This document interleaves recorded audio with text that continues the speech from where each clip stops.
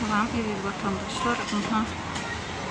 Türkiye'de ahirde bankomatlarda pullar gece değil 7-24 işleyip yatılan yine. Ben ömrümde paylaşıp tanıştırdım. Şimdi ben esası aytacaklarım Türkmenistan'ın içinde yaşayan vatandaşlarımız Türkmen manatını 5 manat çekip alsa da şunu manglaylarına fiiliyada son diyecek olan. Siz erkek vatandaşlar, siz hiç açan onu etmeyin, o katı bir neme işte. Öyle imha diyecek olanım şutaydı. Bankomatlardan euro gerekmi, dolar gerekmi, haysi pul birliği olsun şutaydan giyeceğini alıp oluyor, hem uğratıp oluyor. Dünyanın dört bir yanına uğratıp oluyor. Açın. Bankomatlar giyeceğini işlettirler yine.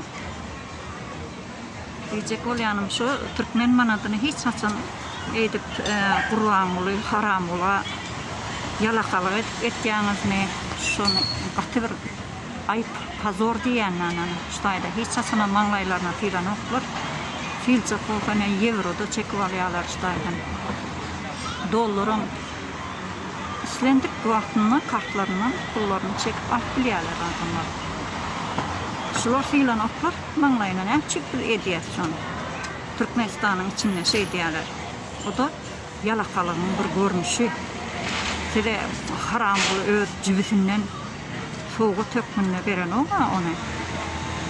Sizin öz zahmet hakkınız o. Ne için şunu söylediler yani? Görün adamlar. Gece günlük işlep dur. Bankomatlar. İşte adamlar biz görüyoruz, hiç açanam.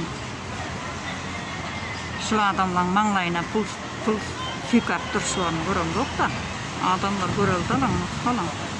Talap edin hakkına değil. Bankomatları düğün ortlan. Banklara hücum edin.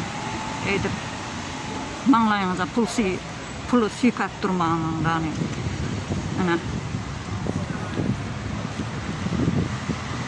Engelli adamlar için, hasta adamlar için şutayda pul çalışığı gece günleri işlep durdu adamlar.